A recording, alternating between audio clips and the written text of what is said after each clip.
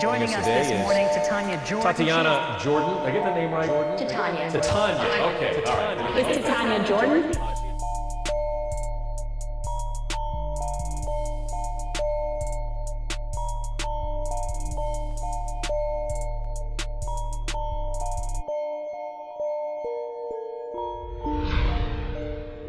So, welcome everyone. I'm here with Michael Tavani, and like whenever I get to hang out with him, I get so excited. In fact, when he walked in the door, I was like, Tavani, what's up? You know, like so excited. I'm a total geek about what you're doing and what you're bringing to the city. So much so that like I wear the T-shirt. Like I'm totally subscribed. This, if you can zoom in, is literally the front elevation or kind of diagonal elevation of Switchyard's Downtown Club. That's right. Yep. It was that shirt's kind of like it's actually Sesame Street. What that is. So Switchyard's is in there, and then it was just some of like our favorite buildings. Yeah. So that street's actually not a real street in It's not Atlanta. real. Switchyard's a real building, and all Yep. the other buildings are real. But it's like the King of Pop's headquarters, which is in Inman Park. Oh. It's like this place called Elliott Street Pub, which is in Castleberry Hill, and it's just like a cool little dive restaurant. Nice. And we put like the Biltmore sign, then we changed it to Atlanta. So we were just kind of making like out. Atlanta's best urban street of like, 3-story buildings. That's great. And like literally 20% of my wardrobe is T-shirts or sweatshirts That's from good. Switchyard. My Christmas card had the Atlanta sweatshirt. I'm like, yeah, I'm going to wear a sweatshirt on my Christmas card. We gave our neighbor who doesn't even know what Switchyard's is a Switchyard sweatshirt, and my wife's like, she wears it every single time I see her. She's just like wearing it. So It's great. It's become like a It's thing. great. Yeah. You must know something about branding. Well, one thing about branding is if you give away free swag, people like it. So that's, I don't know what kind of lesson that is. It's a money-losing venture, but Right. it's fun. Yeah, it's fun. And not only that, but like you and I share a love of design, aesthetic, minimalism, maybe even, except you wouldn't think that from my computer laptop. It's super cluttered, but it's cluttered with love. I love Johnny Cash. This is not a call for donations. Like, I love Johnny Cash. But then look, ATLGO, that's Switchyard's. Made with Soul in Atlanta, that's Switchyard's. Hustle, everybody there is doing the thing. And state of Georgia, a little Dig shout it. out to my startup, Bark. Atlanta Tech Village as well, and then our show. So, and I even got them on the back too, but Wow. yeah, anyway. So clearly I support the city of Atlanta and the product and branding and movement that you're putting out there. Yep. So I'm gonna quit geeking out now and get into some of the exciting things that y'all continue to do and then are doing in the future. Yep. So let's first talk about the consumer show. The next one coming up, it's the 26th one you've done? Yeah. So they're the first Thursday of every month. Yeah, so this is the 26th one. I think so, yeah. Wow. Man, I was honored to be able to participate in the 5th one ever, I Wow, believe. that's And was a long time it was a long time ago. But it was an honor. The support that I felt from the packed house of people who really, really cared about startups and pouring into them, I will never forget it. It was a very, very special memory and place in my heart. But how hard is it to present at the consumer show? You have a lot of demand? Yeah. So, I mean, as like our focus at Switchyard's is obviously B2C consumer stuff. Wow. Who unbuttoned my shirt over there putting the microphone on? I was going deep V there for a second. Why don't you tell me? Yes, consumer-focused space. And so, it was a guarantee that we were going to do like a consumer-focused pitch event. And so I think the 3rd month that we opened, we did it, and we haven't stopped. So this is like our flagship event. So we're going to do it every month. So Dave, actually, my co-founder Dave, books the consumer show, and he meets more startups than anyone in the city. Like he loves it. So I'd say he meets 2 or 3 startups a day, like coffee. Wow, Dave, and you're so- awesome. Hi, Dave. So as a result, we thought like, after like 5 consumer shows, we're gonna run out of like, interest. Nope. But it's actually gotten easier. So now like he's just like a machine. And so I think he has like usually like 90 days or 3 months booked out. Okay. That's kind of the thing. And the way I describe it is we like to have like a good cross-section of all consumer startups. They're not all Switchyards members. I'd say maybe 40% are Switchyards members, but we just want the best startups in the city. I don't care, where they're working. They could be working in their basement. And the way I say it is we had a company that had a great like $50-60 million exit about a year ago present, that's the biggest success so far. And then we've had a lot of companies that are like launching literally the night of the consumer show. They're like, I just press publish on like my website. So I'd say most skew towards the earlier side, but ideally we'd like to just profile companies that are getting some, they have a product and they're doing something, and it's just a good way to kind of galvanize people that are interested in consumer. And what's fun about consumer, and we've learned this, is like everyone in the audience is like a potential user. And so, when you have 250 people there and you're a company and you just launched that day, like if you got 10 users in that audience, like that's a huge win. Like that's more users than you've ever gotten. And so, we generally tell people to like pitch it as if you're talking to like your audience, your consumer base, your user base right here. Yeah. So it's been fun. Yeah. You're fostering passion, creativity, drive, community, authenticity, and it's all done in a very beautiful package. How does it feel to be doing that every day? Recently, I just think a lot about like, this was literally like, a harebrained idea, right? Like every startup is. And people, because it involved a building and like real estate, which is kind of the opposite of like startups where you're like moving pixels around and you can move quickly. Real estate is moving slow and all that. And so it's kind of this crazy idea, but it hits me from time to time that I would be like elated if you told me where we're at today, like 2 years ago, I would have been like elated. But what happens is like the goalposts move, and so you always, like the way I view it now is we're in the second inning of like this game, and we still have a long way in front of us. We've done some really good things, and it's been a ton of fun. And you sometimes have to just like stop and kind of enjoy the journey, because it's been a grind to get to this point, but it's been an absolute blast. And obviously we still have a lot more to go.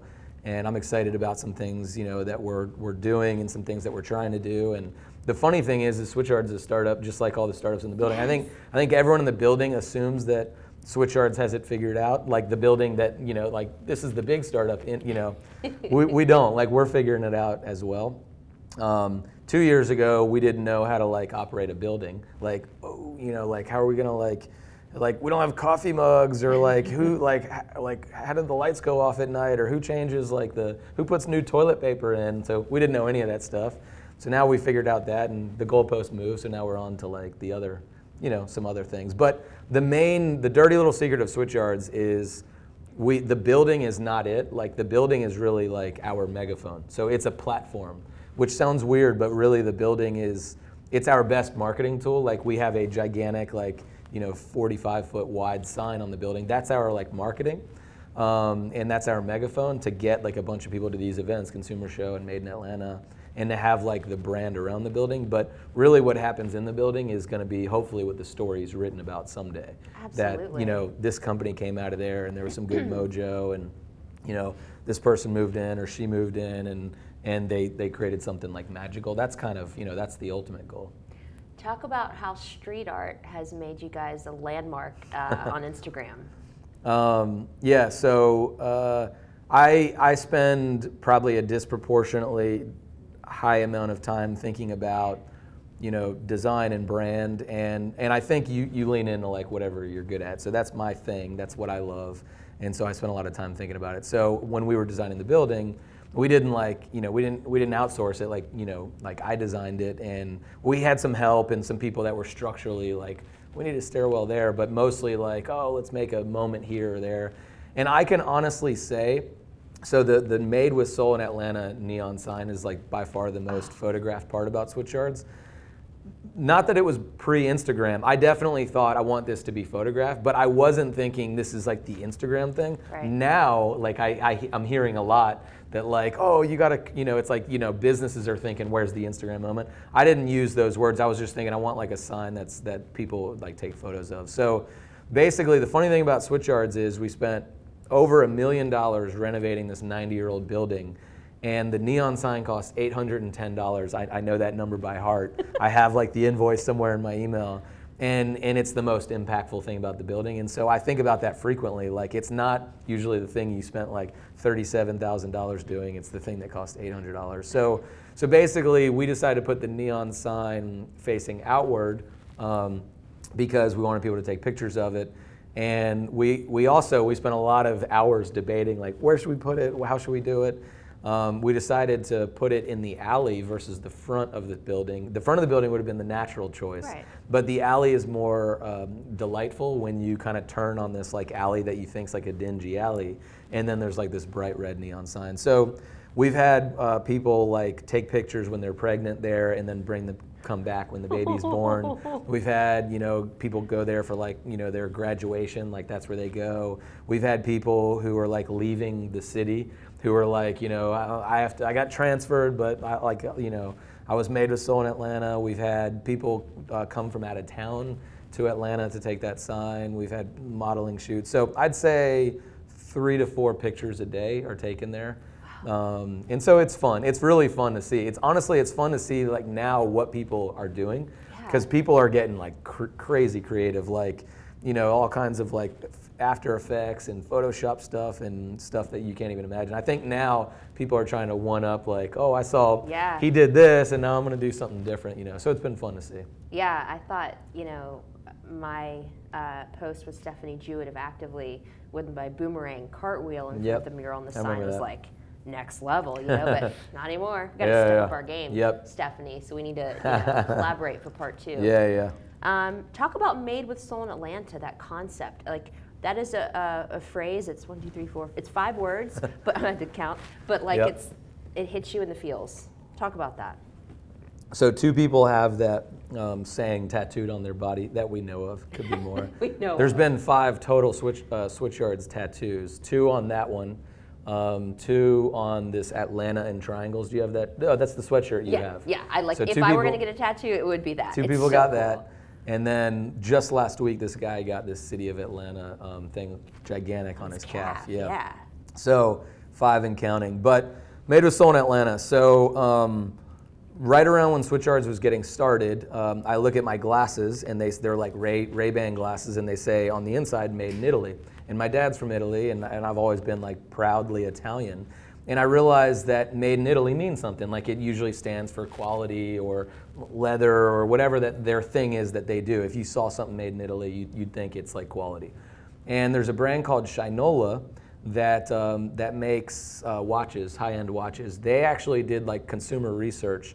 They were, I think the founder was based in based in Dallas. They did some consumer research and realized that saying Made in Detroit actually like means something. So they moved the entire company to Detroit because of what Made in Detroit means. And I was reading that article. I saw my glasses that said Made in Italy, and I realized that no one ever says like Made in Atlanta. Like, it's not a statement of anything. It doesn't mean anything. Clothing brands wouldn't put it or whatever. Furniture wouldn't put it. And so I was kind of like, could we make Made in Atlanta mean something? That was my original thinking. And then the way I would define like the best brands, forget about startups, just the best brands, is there's a soul to them. And obviously consumer startups are brands almost first. And so you have to connect with your user in a way that maybe a internet security company or maybe a strictly technology company might not need to. And so I always liked this notion of like what separates great brands from average brands is like soul. And soul is this like hard to define thing. And so it was really while I was thinking about Made in Atlanta, I was like, Made in Atlanta is just too easy. Like, there's already made in something. So I literally just added soul to Made with Soul in Atlanta. And I didn't necessarily think there was anything to it until like we made some stickers.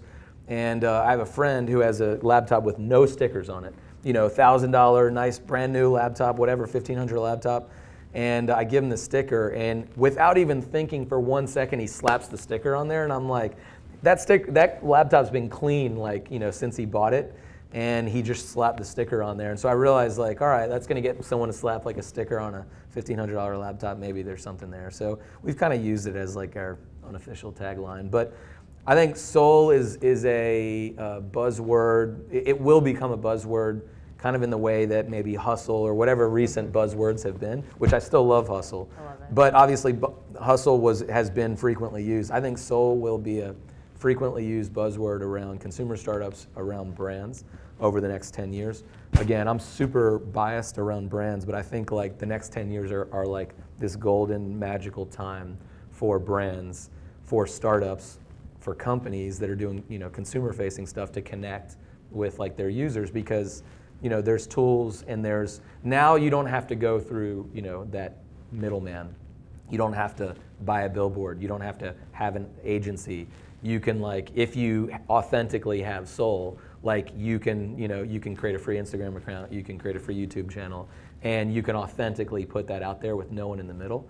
And the price of that and the cost of that has just gone down so much. So I just think soul is going to come out even more. And now at the same time, as there's more and more brands that realize this, it means there's more and more companies there's more competition, there's more noise. So that makes the authentic soul stand out even more.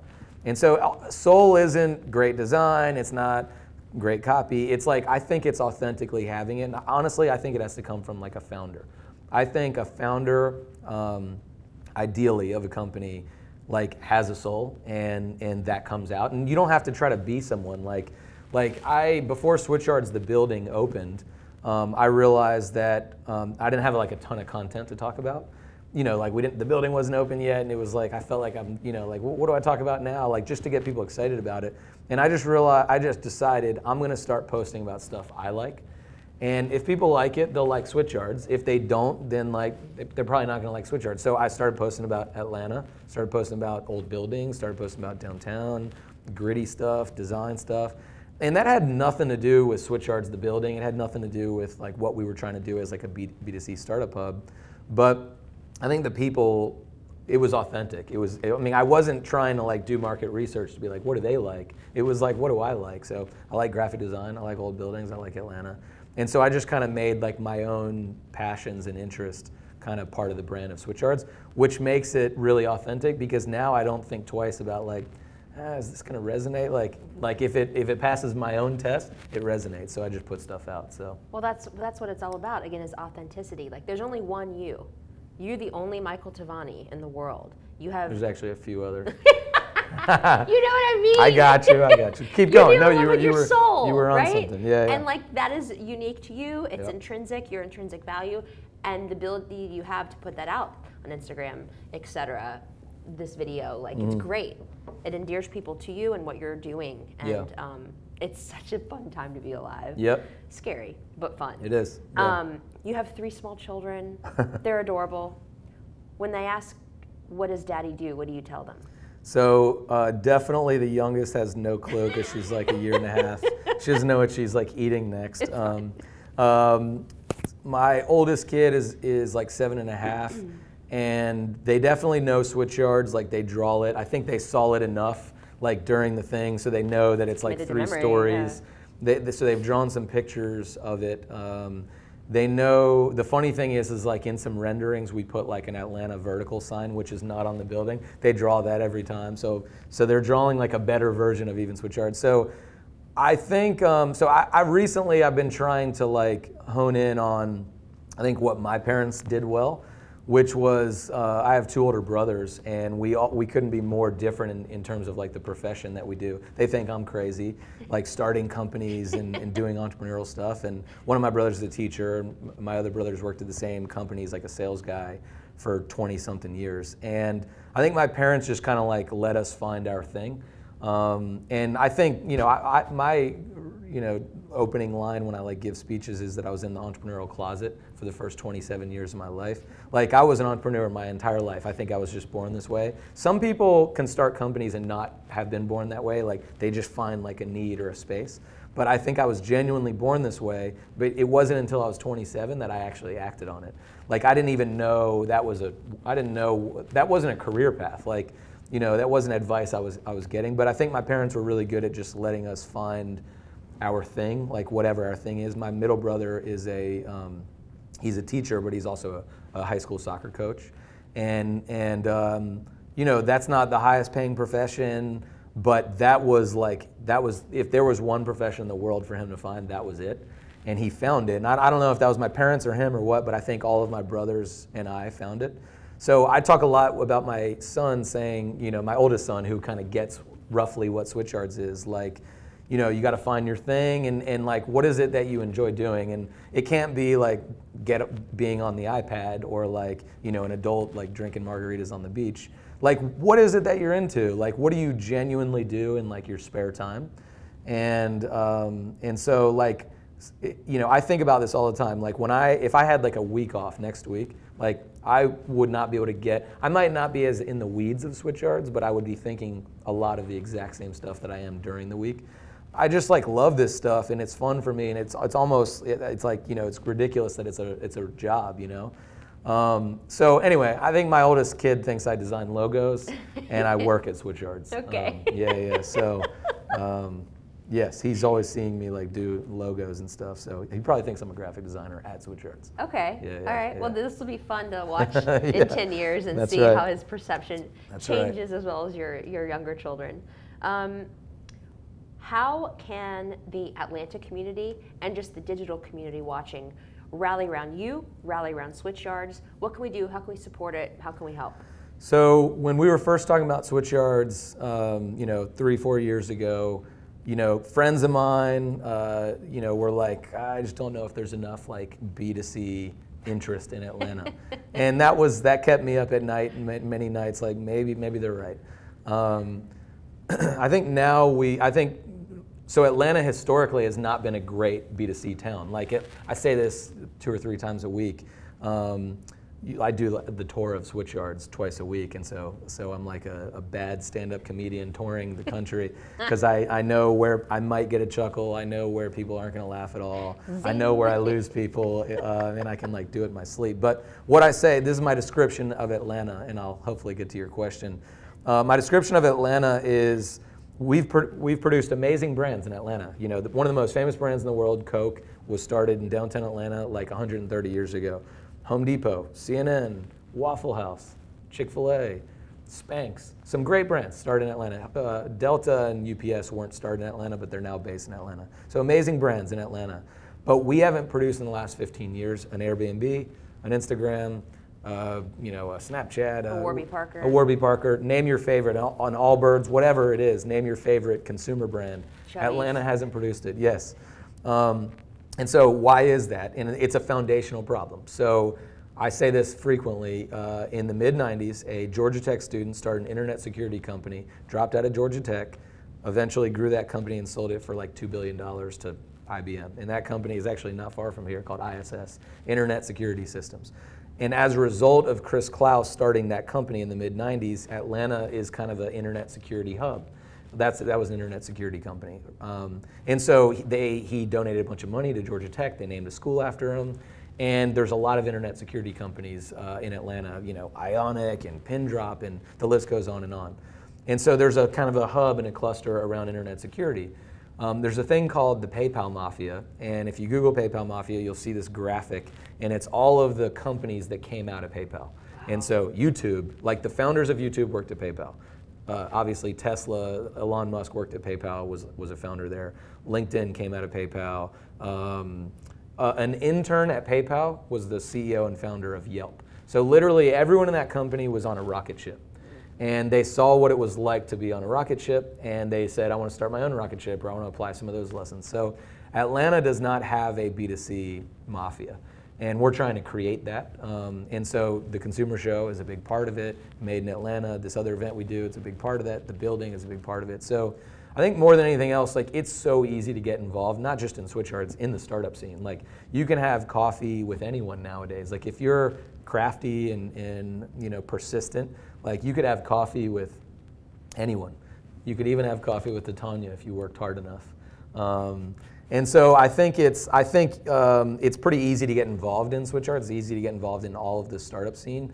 Like we have 2 events a month, Consumer Show and Made in Atlanta, that are free and open to the entire public, and there's beer and pizza. And if you're the first 100 to sign up for Made in Atlanta, you get a free T-shirt.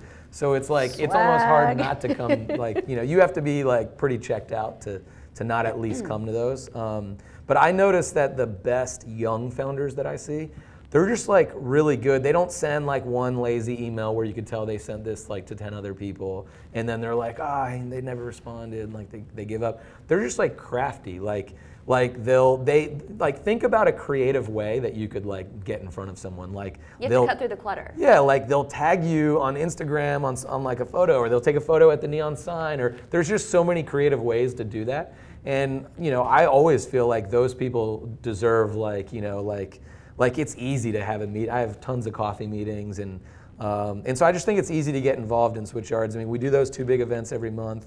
Those are really the main ways. And ultimately, we're trying to create, like, hopefully 10 years from now, the story is, this company came out of Switchyards. That's kind of the story we're trying to write. And so we'll see. There's obviously a lot of hard work to get there. And we don't own all the companies in Switchyards. Like, most of the, 99% of the companies in Switchyards, it's not like we own them. We're not the founder. So we're trying to create a good environment. We're trying to get people who are like-minded working in like one building. But ultimately, like, it's on the city, it's on all of us to produce some great stuff. So I'm trying to do my part, and I think Atlanta, you talked about this being a great time. Like, I think this is Atlanta's best time. We have this mural on the side of the building too, right next to the neon sign that says, it's a Ryan Gravel quote that says, "Atlanta isn't perfect." That's what it says, really big. So it looks like we're dissing Atlanta. And then if you kind of turn the corner, it says, "But you can redefine what it's going to be, and that's what's fun." And so I think Atlanta, as 2 people that grew up in Atlanta, this is like an amazing period for Atlanta. Atlanta doesn't have film. We don't have finance. We don't have, tech like San Francisco. We don't have that. Like, that's not, we don't have an industry that's ours. I think film is starting to become big. Culture is a big part with music and all of that. But I think from a startup perspective, like, we can grab something and create something amazing in Atlanta. And so it's kind of fun to be a part of that. I mean, 10, 15 years ago, there wasn't a ton going on like in the Atlanta startup scene. And so Switchyards is playing like a few different bets, like B2C, which is an underdog, downtown, which is kind of an underdog, but it's been on fire recently, and then like startups in a second, third tier city. Like, this isn't San Francisco, this isn't New York, but that's what's fun about it. I love it. As a child, I think I was also a closet entrepreneur. I didn't even know it could be a thing that I could do until my late 20s, just like you. And the fact that I don't have to go outside of Atlanta now to pursue my dreams on camera and film and startups and technology and even fashion and design, it's so meaningful. It's a beautiful, beautiful thing. And I'm so invigorated by the time that I get to spend with you and just the culture that you are all creating at Switchyards. I tell every creative startup consumer person, and even people who aren't, that they need to at least go there once and just check it out. The second you walk in the doors, the vibe you feel, it's like nothing else. So thank you on behalf of everybody whose heart sings on that route for doing this. Please keep up the good work. For everybody who's watching and you have not checked it out, go to switchyards.com. You'll be blown away. Follow them on Instagram. Go to the events. Michael Tavani, thank you so much. Yeah, thanks for having me. Appreciate it.